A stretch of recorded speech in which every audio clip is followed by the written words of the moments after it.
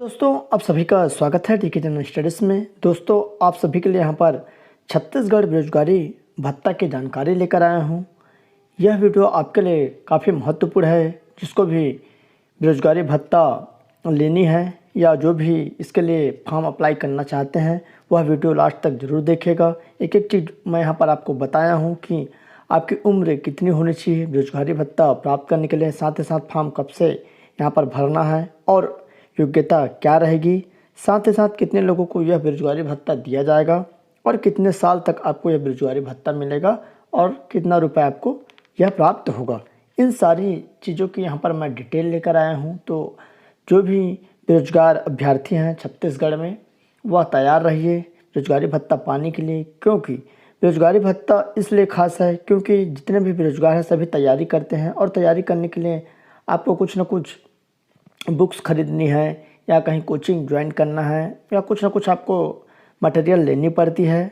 तो अधिकांश अभ्यर्थियों के पास बुक्स के लिए पैसे नहीं होते हैं। तो यह मानकर चलिए जो आपको पैसा यहाँ पर दिया जाएगा लगभग 2500 रुपये, उससे आप अपना बुक्स है, किताबें हैं इत्यादि खरीद सकते हैं, इम्पोर्टेंट चीज़ें। तो कम से कम आपकी तैयारी करने के लिए बहुत काम आएंगे। तो चलिए मैं आपको डिटेल में आपको बताता हूँ। वीडियो की तरफ आगे बढ़ते हैं। दोस्तों अगर चैनल में आप पहली बार आए हैं तो चैनल को सब्सक्राइब जरूर कर लीजिएगा। साथ ही साथ बेल घंटी के जो ऑल बटन होता है उसको ऑल पर सेट कर प्रेस कर रखे रहिए, तभी आप तक नोटिफिकेशन पहुंच पाएगा। जो भी मैं नया वीडियो यहाँ पर इंपॉर्टेंट वीडियो अपलोड करता हूँ उसका नोटिफिकेशन आप तक पहुँचेगा। साथ ही साथ नीचे टेलीग्राम ग्रुप पर लिंक दिया हुआ है, उसको भी ज़रूर से ज्वाइन कर लीजिए।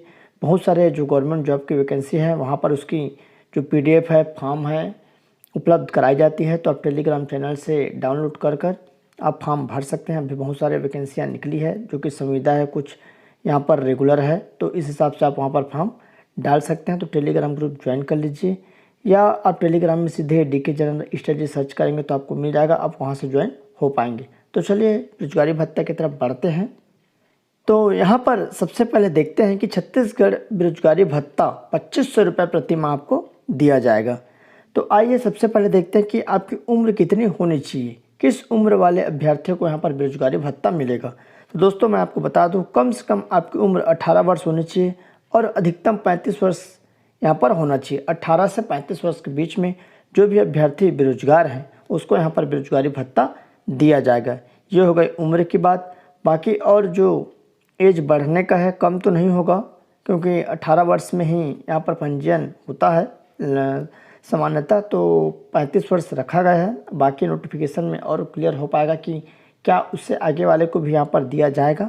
अभी की खबर है 35 वर्ष तक अधिकतम होना चाहिए। उसके बाद यहाँ पर है दूसरी आपकी जो क्वेश्चन है, जितने भी आपके मन में डाउट्स होगा बेरोजगारी भत्ते को लेकर, इन सारी यहाँ जितने भी डाउट्स हैं उनको यहाँ पर मैं क्लियर करूँगा। तो आप निश्चित वीडियो में बने रहिए। कितने जो मिलेगा बेरोजगारी भत्ता, कितना आपको मिलेगा, तो यहाँ पर 2500 रुपये आपको बेरोजगारी भत्ता मिलेगा प्रति माह। और यहाँ पर कब से मिलेगा और कब तक, तो इसको भी मैं यहाँ पर आपको बता देता हूँ। अप्रैल 2023 यहाँ पर बताया गया है कि अगले माह से अप्रैल 2023 से अगले 2 सालों तक आपको बेरोजगारी भत्ता दिया जाएगा। तो निश्चित ही यहाँ पर आपका जो बेरोजगारी भत्ता आपको मिलनी है अप्रैल 2023 से यहाँ पर स्टार्ट हो जाएगा, ऐसा बताया गया है। उसके बाद आइए देखते हैं जो महत्वपूर्ण बातें हैं। तो यहाँ पर सबसे महत्वपूर्ण योग्यता क्या होनी चाहिए, कौन यहाँ पर पात्र होगा। तो आइए मैं आपको अब डिटेल में बताता हूँ कि कम से कम आप 12वीं पास होना अनिवार्य है, जो भी अभ्यर्थी 12वीं पास है, और उसके साथ यहाँ पर रोजगार कार्यालय में जीवित पंजीयन होना अनिवार्य है। तो ये 2 चीज़ पहले हो गए कि आप 12वीं पास हो। उसके बाद रोजगार कार्यालय होता है जो हर जिले में एक जिला रोजगार कार्यालय होता है, वहाँ आपको पंजीयन कराना रहता है। उसके बाद उसके पालक, जिसको भी यहाँ पर बेरोजगारी भत्ता चाहिए, उसके पालक की वार्षिक आमदनी 2,50,000 से कम होनी चाहिए। कितना? 2,50,000। और छत्तीसगढ़ का मूल निवासी होना चाहिए। तो 2,50,000 ये सालाना मतलब इनकम है किसके? उनके पालक के। तो मानकर चलिए आपको 20,000 रुपये, मतलब 20,000 लगभग जो कमाते हैं वो इसमें बेरोजगारी भत्ता के पात्र होंगे। जिसके भी पालक 20,000 रुपये प्रति माह इनकम है वो भी बेरोजगारी भत्ता के यहाँ पर पात्र होंगे। तो ये हो गया बेरोजगारी भत्ता का। छत्तीसगढ़ के मूल निवासी को यहाँ पर बेरोजगारी भत्ता दिया जाएगा, अदर स्टेट वाले को यहाँ पर नहीं दिया जाएगा। तो इसके लिए आपको स्थायी मूल निवासी होना अनिवार्य है। एक प्रमाण पत्र बनता है तहसील से जो कि स्थायी मूल निवास होता है, तो उसको आप बनवा लीजिएगा, तभी आप इसके लिए पात्र होंगे। उसके बाद है यहाँ पर फॉर्म भरना कब से प्रारंभ होगा, ये भी इम्पोर्टेंट है।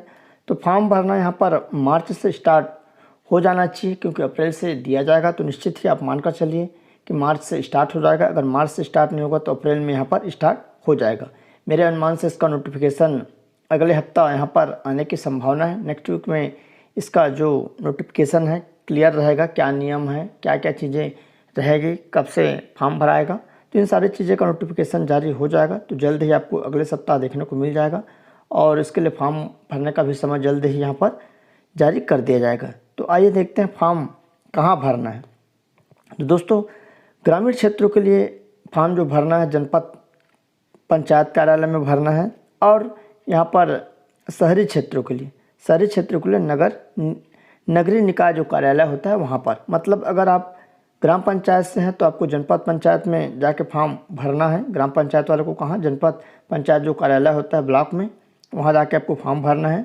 और जो शहरी क्षेत्र वाले हैं, जैसे आप नगर पंचायत में रहते हैं तो नगर पंचायत कार्यालय होता है, नगर पालिका में है तो नगर पालिका कार्यालय, और नगर निगम में है तो नगरीय क्षेत्र के यहाँ पर उसमें नोटिफिकेशन में बताया जाएगा कि किस किस जो कार्यालय है वहाँ पर आपका फॉर्म जमा होगा और कितने लोगों को यहाँ पर फॉर्म, मतलब कितने लोगों को मिलेगा, यह लगभग जो बेरोजगारी भत्ता है। तो दोस्तों, यहाँ पर लगभग 10 लाख युवा बेरोजगारों को बेरोजगारी भत्ता देने का यहाँ पर प्लान बनाया गया है।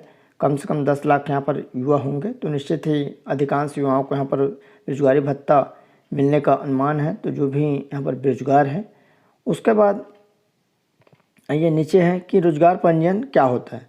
तो बहुत सारे अभ्यर्थी कन्फ्यूज़न में है कि रोजगार पंजीयन क्या होता है। बहुत सारे जो पढ़े लिखे रहते हैं वो भी पंजीयन नहीं कराए रहते हैं, बहुत लेट से पंजीयन कराए रहते हैं। तो मैं आपको बता दूं, रोजगार पंजीयन का मतलब होता है कि जिला रोजगार कार्यालय होता है, हर जिले में एक रोजगार कार्यालय होता है जहाँ पर बेरोजगारी के लिए एक पंजीयन कराना होता है, और हर 3 साल बाद उसको रिन्यूअल कराना रहता है, कंटिन्यू उसको रिन्यूअल कराना रहता है। जब तक आपका जॉब न लग जाए तब तक उसको आप रिन्यूअल कराते रहिएगा, तभी उसको जीवित पंजीयन माना जाता है। क्या होता है, बहुत सारे अभ्यर्थी एक बार पंजीयन करा लेते हैं, उसके 3 साल बाद वो पंजीयन कराना भूल जाते हैं, उसको पता ही नहीं रहता है कि कौन से माह में उसको पंजीयन कराना है। तो निश्चित ही मान कर चलिए आपको मार्च में लास्ट है पंजीयन का, जो 3 साल पहले आपने कराया था मार्च में लास्ट है, तो आप मार्च में ही जाकर पंजीयन करा सकते हैं।